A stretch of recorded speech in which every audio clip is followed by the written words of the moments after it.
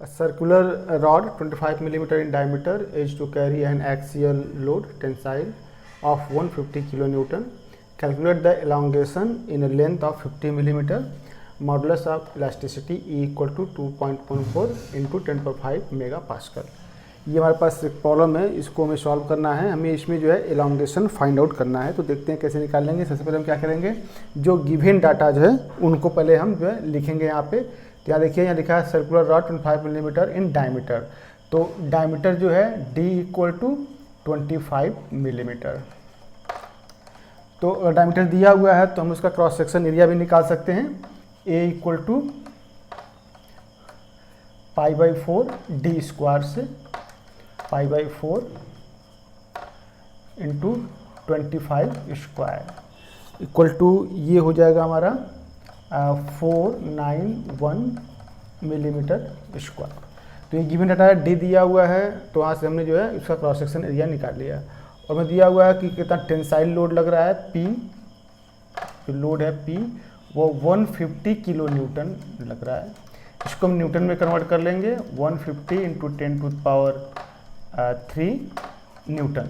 तो जो भी लेंथ की जो यूनिट है उसको हम मिलीमीटर में करेंगे और जो फोर्स है उसको हम न्यूटन में करेंगे। सबको हम कन्वर्ट करके ही हम सॉल्व करेंगे। कहीं भी जो है अगर फोर्स है तो उसको न्यूटन में, और अगर लेंथ है तो उसको मिलीमीटर में करेंगे। आगे दिया हुआ है कि जो है ये हमारा जो लेंथ है L, लेंथ है रॉड की लेंथ 50 मिलीमीटर, और E modulus of elasticity E equal to दिया हुआ है 2.14 इंटू 10⁵ मेगापास्कल। ठीक है, तो ये हमारा गिवन डाटा है। अब हम देखते हैं कि हमें फाइंड आउट क्या करना है। हमें क्या निकालना है, calculate the elongation. Elongation means जो है डेल्टा L। हमें जो है डेल्टा L निकालना है। डेल्टा L निकालने के लिए हमें क्या निकालना होगा, डेल्टा L होता है हमारा स्ट्रेन में। Strain equal to delta L/L means हमें स्ट्रेन निकालना है। अगर हम स्ट्रेन निकाल लेंगे तो हमें जो है हम इसका डेल्टा L एलोंगेशन भी निकाल सकते हैं। तो डेल्टा L स्ट्रेन निकालने के लिए हमारा क्या है फार्मूला है, मॉडुलस ऑफ इलास्टिसिटी दिया हुआ है। तो जैसा कि हम जानते हैं कि modulus of elasticity E equal to σ/ε, stress upon strain. तो मॉडुलस ऑफ इलास्टिसिटी दिया हुआ है तो हम जो है स्ट्रेन निकाल सकते हैं अगर हमें स्ट्रेस पता हो। तो हमें क्या करना होगा, पहले स्ट्रेस निकालना होगा। पहले हम स्ट्रेस निकालेंगे और फिर स्ट्रेस निकालने के बाद हम स्ट्रेन निकालेंगे। स्ट्रेन निकालने के बाद हम एलोंगेशन निकाल सकते हैं। तो यहाँ पे हम पहले स्ट्रेस निकाल लेते हैं। Stress sigma equal to P/A, P है हमारा 150 इंटू 10⁵ न्यूटन अपॉन एरिया हमारा है 491 मिलीमीटर स्क्वायर। मीन्स यह किस यूनिट में है, ये है न्यूटन पर मिलीमीटर स्क्वायर। ये हम कैलकुलेट करेंगे तो ये आया है हमारा 305.5 न्यूटन पर मिलीमीटर स्क्वायर। ये हमारा सिग्मा हो गया 305.5 Newton per millimetre square.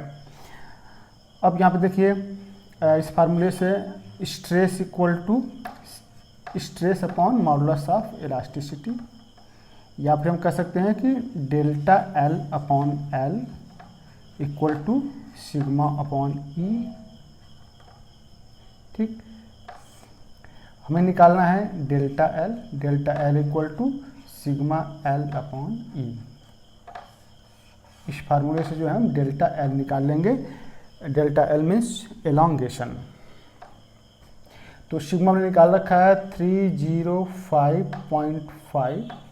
Length दिया हुआ है 50 मिलीमीटर, 50 मिलीमीटर लेंथ दिया हुआ है 50 मिलीमीटर, और मॉडुलस ऑफ इलास्टिसिटी है 2.14 इंटू 10⁵।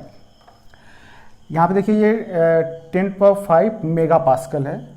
तो जैसा कि हम जानते हैं मेगापास्कल को हम न्यूटन पर मिलीमीटर स्क्वायर लिख सकते हैं। ये जो है इक्वल होगा 2.14 into 10⁵ Newton per millimetre square के। जो मेगा पास्कल है उसको हम न्यूटन पर मिलीमीटर स्क्वायर लिख सकते हैं।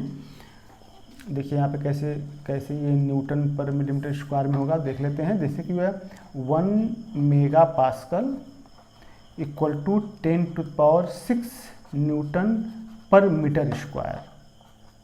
10⁶ न्यूटन। अब मीटर स्क्वायर को मिलीमीटर में अगर करेंगे तो ये हो जाएगा 10⁶ मिलीमीटर स्क्वायर, तो equal to newton per metre square. Means जो 1 mega pascal equal to 1 newton per millimetre square. तो कहीं भी जो है अगर मेगा पास्कल दिया हुआ है तो उसको हम डायरेक्टली जो है न्यूटन पर मिलीमीटर स्क्वायर लिख सकते हैं, या फिर कहीं अगर न्यूटन पर मिलीमीटर स्क्वायर लिखा हुआ है तो उसको हम डायरेक्टली जो है मेगा पास्कल लिख सकते हैं। तो यहाँ पर हमने 2.14 × 10⁵ लिख दिया क्योंकि ये मेगा पास्कल में था और ये डायरेक्ट इक्वल होगा जो है न्यूटन पर मिलीमीटर स्क्वायर के। इसको हम सॉल्व करेंगे तो हमारा आंसर आया है 0.0713 मिलीमीटर। ठीक है, तो ये हमारा आंसर हो गया delta L elongation equal to 0.0713 millimetre.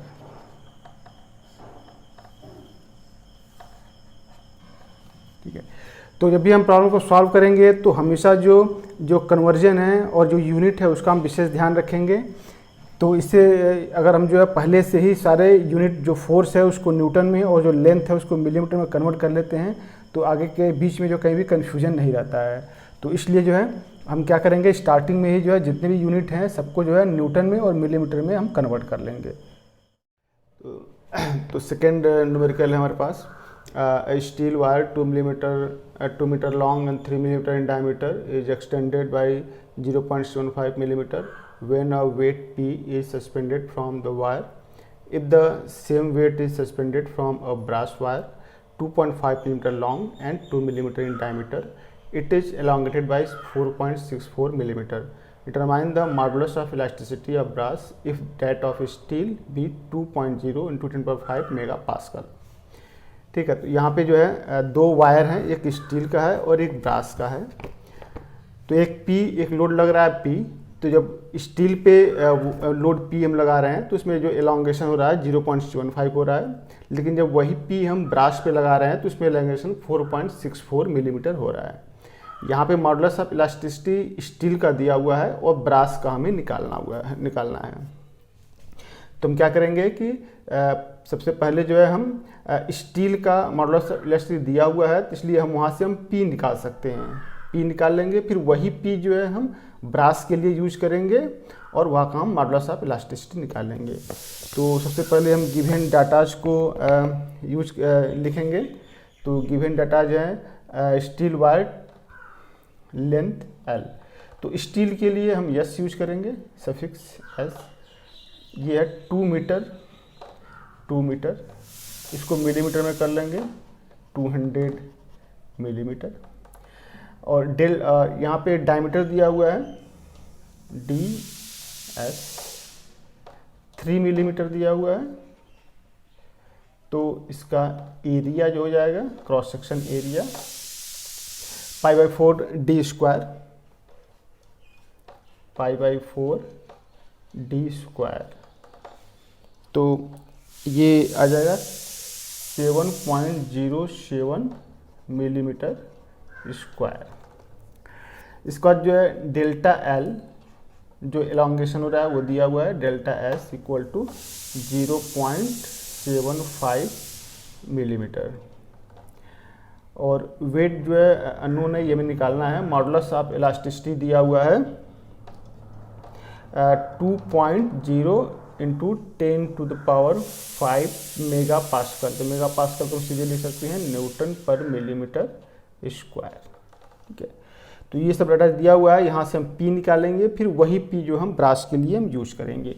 Brass का गिवन डाटा जो हम देख लेते हैं, इसके लिए हम LB यूज कर रहे हैं। ब्रास के लिए ये है 2.5 मीटर लॉन्ग, 2.5 मीटर लॉन्ग, या इसको मिलीमीटर में कर लेंगे 2500 मिलीमीटर। और डायमीटर दिया हुआ है डी बी 2 मिलीमीटर। इसका एरिया हो जाएगा cross section area π/4 D square 2 square equal to, ये हमने फाइंड आउट किया है 3.14 मिलीमीटर स्क्वायर। इसके अलावा जो है यहाँ पे elongation delta L B equal to 4.64 millimetre दिया हुआ है, और इसका जो मॉडुलस ऑफ इलास्टिसिटी है ये हमें फाइंड आउट करना है। ठीक है, तो सबसे पहले क्या करेंगे कि जो है ये सारे वैल्यूज दिए हुए हैं, तो इसके हेल्प से जो है हम यहाँ एस कर लेते हैं, पी निकाल लेंगे, जो वेट लग रहा है पी, और फिर इस पी को फिर यहाँ पे हम यूज करके हम ई बी निकाल लेंगे। जैसा कि हम जानते हैं modulus of elasticity E equal to stress upon strain, या फिर हम लिख सकते हैं stress equal to modulus of elasticity multiplied by strain. यहाँ पे जो है हम सिग्मा को लिख सकते हैं P upon A equal to E, strain को हम लिख सकते हैं एप्सिलॉन स्ट्रेन को डेल्टा एल अपॉन एल, या P equal to E delta L A upon L. ठीक है, तो यहाँ से हम P निकाल सकते हैं। यहाँ पे हम स्टील के निकाल रहे हैं, तो स्टील के लिए हम सफिक्स लगा देते हैं यस, स्मॉल एस, सब में स्मॉल एस लगा देते हैं। स्टील के लिए स्मॉल एस। ठीक है, तो P निकाल लेते हैं। तो modulus of elasticity for steel is given 2.0 × 10⁵ multiplied by sigma L, elongation of the steel bar is given 0.75 and A जो हमने फाइंड आउट किया है यह 7.07 और लेंथ दिया हुआ है 2000 मिलीमीटर। ठीक है, तो इसको हम जो है सॉल्व करेंगे, तो ये हमें मिलेगा 530.25 न्यूटन। ठीक है, तो यहाँ से P हमें जो फाइंड आउट कर लिया हमने। अब इसी P को हम ब्रास के लिए हम यूज करेंगे। तो जैसा कि हमने स्टील के लिए ये फार्मूला फाइंड आउट किया है, ऐसे ही ब्रास के लिए हमारा हो जाएगा E B suffix for brass B sigma L B और ए बी, और यहाँ पे जो एल बी। अब यहाँ पे हमें ई बी निकालना है, तो ई बी को हम एक तरफ कर लेंगे और बाकी सारे सबको एक साथ कर लेंगे। तो P multiply by L B upon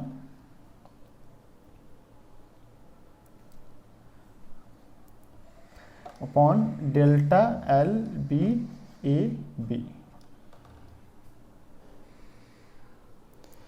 तो यहाँ पे P की value 530.25 multiply by L B, brass का जो लेंथ है वो 2500 मिलीमीटर है, और delta L B 4.64 and A B हमने फाइंड आउट किया है 3.14।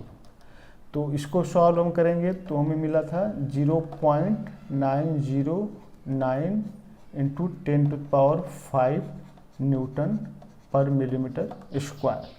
तो इस तरीके से ब्रास का जो मॉडुलस इलास्टिसिटी है वो हमारा आ गया 0.909 इंटू 10⁵ मेगा पास्कल। ठीक है, तो ये हमारा आंसर हो गया। ब्रास का modulus of elasticity E B H 0.909 into 10⁵ mega pascal. एक नया प्रॉब्लम है, the following data relate to a bar subjected to a tensile test.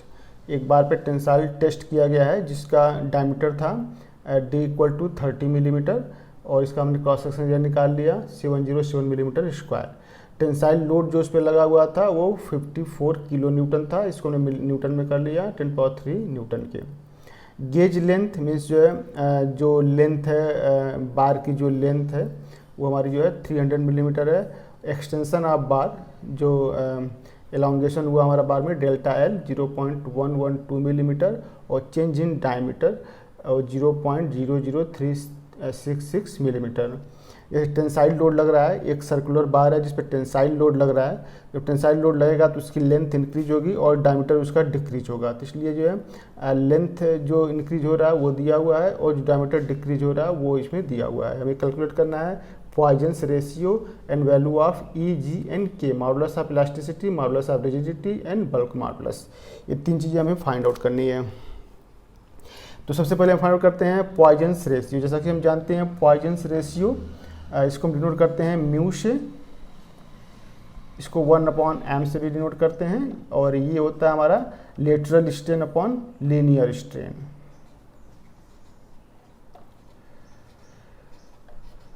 Lateral strain upon linear strain, linear strain. ठीक है, तो हमें पॉइजन्स रेशियो निकालना है तो पहले हम लेटरल स्ट्रेन निकालेंगे, फिर लीनियर स्ट्रेन निकालेंगे, इससे हम पॉइजन्स रेशियो निकल जाएगा। तो जैसा कि जो है हमें पता है लीनियर स्ट्रेन को अब डिनोट करते हैं एप्सिलॉन एल से equal to delta L upon L और एप्सिलॉन डी हम कर लेते हैं डेल्टा डी अपॉन डी। तो यहाँ से जो है लीनियर स्ट्रेन निकल जाएगा, यहाँ से लेटरल स्ट्रेन निकल जाएगा। यहाँ पर दिया हुआ है delta L is given 0.112 upon length है 300 मिलीमीटर।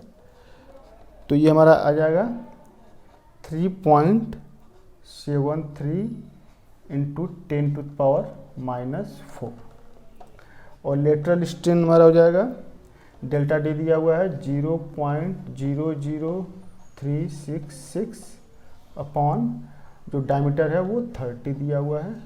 तो ये हमारा हो जाएगा 1.22 इंटू 10⁻⁻⁴। तो यहाँ पे lateral strain and linear strain निकल गया। अब यहाँ पे हम निकाल लेंगे Poisson's ratio mu equal to lateral strain upon linear strain 1.22 into 10⁻⁻⁴ upon 3.73 into 10⁻⁻⁴। इसको सॉल्व करेंगे तो ये हमें फाइंड आउट हो जाएगा 0.327। तो हमारा पॉइजन्स रेशियो हो गया 0.327।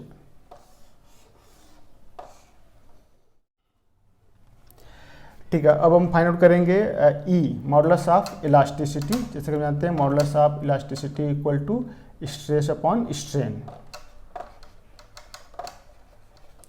Stress upon strain.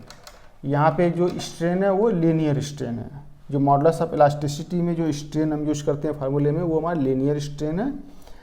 ठीक है, तो यहाँ से जो है स्ट्रेस होता है पी अपॉन ए के, पी दिया हुआ है 54 इंटू 10⁻³ और ये P अपॉन ए हमने निकाला है 707 एंड स्ट्रेन हमने निकाला है, लीनियर स्ट्रेन में निकाला था 3.73 इंटू 10⁻⁻⁴।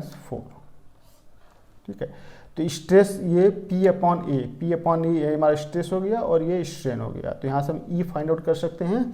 तो यहाँ से हमें E मिल जाएगा 2.05 इंटू 10⁵ मेगा पास्कल की।